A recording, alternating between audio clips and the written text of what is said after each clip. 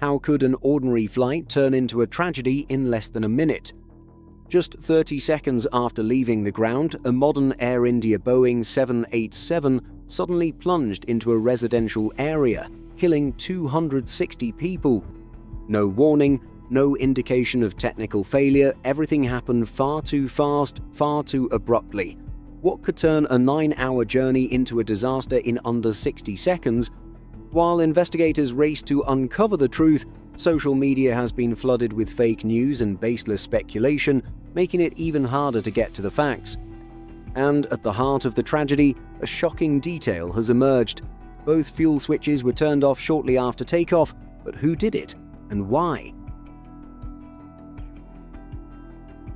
Before the official preliminary report was released on July 11, 2025, the waiting period was marked by confusion and speculation. Unfortunately, in the immediate aftermath of the tragedy, there was virtually no official information provided by investigators. While this is not entirely surprising given the enormous task of analyzing data following a major crash, which requires extreme caution, the result was a massive information vacuum. And that vacuum quickly became fertile ground for baseless speculation and even outright falsehoods that spread at alarming speed. The troubling reality is that most of the public lacks the tools or background to distinguish fact from fiction. One striking example was the circulation of fake preliminary reports. Among them was one widely shared document claiming that the captain's seat had slipped or reclined unexpectedly, causing him to accidentally pull back the thrust levers without realizing it. On the surface, this explanation seemed plausible, especially since a similar incident occurred during a past crash involving an Air India Express Boeing 737-800, but in this case, the claim remains entirely unverified. In fact, those creating fake news are exploiting AI technologies and the public's partial understanding to blend real elements from past accidents into convincing but false narratives. Even professionals could be fooled at first glance. These hoaxes are often crafted with alarming sophistication, combining technical details with misleading interpretations, and turned into videos and articles that rack up hundreds of thousands of views, all for the sake of clicks, or worse, manipulating public perception. In moments like these, relying on credible sources and critical thinking is absolutely essential. When someone forwards a shocking revelation via text, social media, or word of mouth, the first response should be to ask, is this source trustworthy? Is there any evidence provided? This is especially important when a small piece of real data is mixed with false conclusions, a tactic that makes disinformation more dangerous by giving it a veneer of credibility. This crash is not only a heartbreaking tragedy, the first fatal accident involving a Boeing 787, and the deadliest aviation disaster of the past decade, but also a stark reminder of another crisis. The deliberate spread of misinformation. Fabricated content created solely for profit or with harmful intent is on the rise. That's precisely why some industry experts, including independent analysis channels, have been closely tracking every development and continuously updating the public. Their mission isn't just to uncover the truth, it's also to protect the public from increasingly sophisticated waves of toxic information. The preliminary report on the crash of Air India Flight 171 has been released, providing an initial look into the possible causes and sequence of events. According to the report, no significant technical malfunctions were recorded before the aircraft took off. However, black box data revealed a series of unusual actions in the cockpit just minutes after liftoff. Among them was the sudden shutdown of Engine 1's fuel supply, a procedure normally reserved for emergencies carried out without any clear warning or indication. While the report stops short of confirming the cause behind this action, experts have raised concerns about possible spatial disorientation or psychological pressure on the flight crew.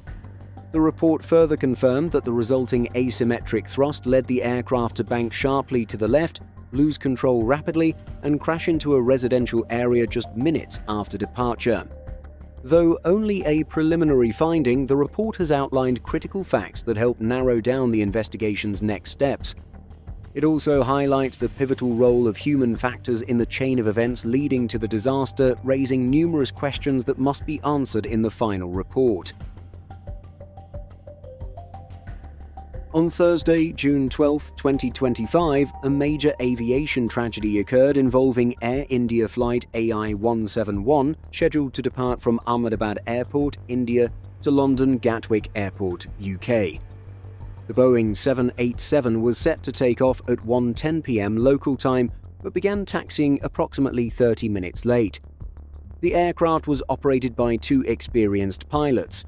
The captain was a 56-year-old male with 15,638 total flight hours, including nearly 8,600 hours on the Boeing 787 and over 8,200 hours as captain. The first officer, a 32-year-old male, had 3,403 total hours, including 1,128 on the 787. On this flight, the first officer was the pilot flying, while the captain served as the pilot monitoring. Both pilots passed medical and breathalyzer checks before the flight and were confirmed to be well rested. Initial speculation suggested the presence of hazardous materials on board that may have interfered with onboard systems, but the cargo manifest did not include any dangerous goods. Calculations related to fuel, payload, and takeoff speeds were all within approved limits. At first, there was some confusion over whether the aircraft had taken off from an intersection at taxiway Romeo 4 due to missing ADS-B data. However, the preliminary report confirmed that the aircraft had turned around and departed from the full length of runway 23, measuring 3,505 meters. At the time of takeoff, temperatures reached 37 degrees Celsius, reducing air density to the equivalent of 3,200 feet in altitude, a condition demanding more from the engines. However, the Boeing 787, powered by Gen X engines, is fully capable of handling such requirements. The aircraft began accelerating at 8:07:37 UTC and reached its V1 decision speed less than a minute later. According to landing gear sensor data, the 787 lifted off at 8:08:39. Initial footage from the crash site showed a stable rate of climb, but within seconds the aircraft abruptly stopped climbing and entered a rapid descent, resulting in an unrecoverable loss of control. Immediately following the crash, one of the most widely circulated theories was that of a flap configuration error. Some speculated the crew may have failed to set the flaps correctly for takeoff, resulting in insufficient lift. However, the newly released preliminary report has officially debunked this claim. Data from the aircraft systems confirmed that the flaps were correctly set specifically to the flaps 5 configuration before the takeoff roll began. This is a critical point, as the Boeing 787's advanced technology makes configuration errors highly unlikely. Pre-departure checks are digitized, and the system automatically alerts the crew if the flaps are not properly positioned. Moreover, in the flaps 5 setting, the leading edge slats are clearly extended, while the trailing edge flaps are only slightly lowered, making visual confirmation difficult, especially in low-quality video footage. It's also worth noting that the Boeing 787's carbon fiber composite fuselage and wings, one of the aircraft's signature features, reduce weight and improve aerodynamic efficiency, but may make certain structural details harder to distinguish in post-crash images and video. One of the most striking observations from the crash site video analysis involved the sound emitted by the aircraft, particularly after a higher quality video surfaced, where a distinct whirring noise led many to suspect that the RAM air turbine, the aircraft's emergency wind turbine, had been deployed. Though the RAT is small, about the size of a propeller on a light aircraft, it produces a signature sound when spinning at high speeds in airflow. However, this device is difficult to visually identify in footage shot from the rear or in low resolution. The preliminary report confirmed that several previously undisclosed security cameras captured the moment the RAT deployed while the aircraft was still in its initial climb. The investigation also ruled out a bird strike involving a large bird. The presence of the RAT has intensified focus on possible thrust loss scenarios, though it's important to note that the RAT can be deployed for multiple reasons, not necessarily due to both engines shutting down. The probability of a dual engine failure due to technical malfunction is extremely low. If one engine had failed first, it would typically cause a noticeable yaw due to asymmetric thrust, but no such deviation was seen in any of the crash videos. This suggests either that both engines failed almost simultaneously, or that the Boeing 787's fly-by-wire system compensated automatically, masking the asymmetry from visual detection. Another significant detail in the preliminary report concerns the landing gear system of the Boeing 787. Like many wide-body aircraft, the 787 features a main gear, bogie or truck assembly with 4 wheels on each side, 2 in front and 2 in the rear. According to the report, the landing gear lever was found in the down and locked position, indicating the gear was fully deployed and locked. There's no evidence the pilots attempted to change the gear position during the incident sequence. This is important because in the down and locked position, the rear wheels of the bogie are naturally lower than the front wheels. However, when the gear is retracted, the bogie must rotate, lowering the front wheel so the assembly can fit into the bay. This rotation is typically accompanied by the gear doors opening. Curiously, at least one crash video appeared to show the bogie in the rotated position, with the front wheels lower than the rear but with the gear doors still closed. This raised serious questions. Had the retraction sequence started without being recorded in the flight data, or was this just a visual illusion due to camera angle? Given the high level of automation in the 787's electro-hydraulic systems, this may have occurred without direct pilot input. Until the final report is published, the explanation remains a mystery.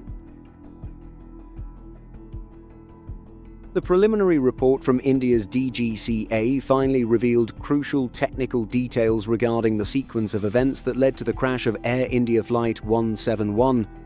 While no final conclusion has yet been drawn, one key fact has been confirmed. Both of the aircraft's fuel cutoff switches were flipped to cutoff just seconds after takeoff, causing both engines to shut down while the plane had barely left the ground. According to data from the CVR and FDR, at 8:08:42 UTC, just 3 seconds after liftoff from Airport Engine 1's fuel switch was moved from run to cutoff. Less than a second later, Engine 2's switch was flipped in the same way. The total loss of thrust on both sides sent the aircraft into an uncontrollable descent almost immediately. The crew was unable to gain sufficient altitude, and the 787 crashed into a residential area just seconds later. What's troubling is that these switches are specifically designed to prevent accidental activation. They are guarded and require deliberate action. A pilot must lift the switch, rotate it, and then flip to the cutoff position. This raises a critical question. Was this action intentional or the result of confusion or loss of control? Back in 2018, the US FAA issued a Special Airworthiness Information Bulletin, SAIB, concerning the locking mechanism of fuel switches on Boeing 737s, but that alert did not apply to the 787. Air India also did not participate in any voluntary inspections that followed, but there's no evidence in the aircraft's maintenance history of any recurring issues with the fuel switches. 2 previous fuel module replacements in 2019 and 2023 were unrelated to design flaws or switch malfunctions. Besides technical findings, the report also describes the weather conditions and aircraft performance, confirming that no explosion, fire, or mechanical failure occurred before the engines were cut. The flight crew was properly certified and no system malfunctions were recorded during the takeoff sequence. However, the report concludes by emphasizing that further psychological, health, and behavioral evaluations of the pilots, particularly the one in control at the time, are ongoing. These may be the key to understanding the deeper causes behind the cockpit's abnormal actions. A key finding of the preliminary report is that both fuel switches had been flipped to the cutoff position, cutting off fuel to the engines. What has investigators puzzled is that they still can't determine who did it or why. Cockpit recordings reveal a chilling exchange between the 2 pilots. "Why did you shut off the fuel?" "I didn't do that." This brief but haunting dialogue has become central to the investigation, hinting at two possibilities.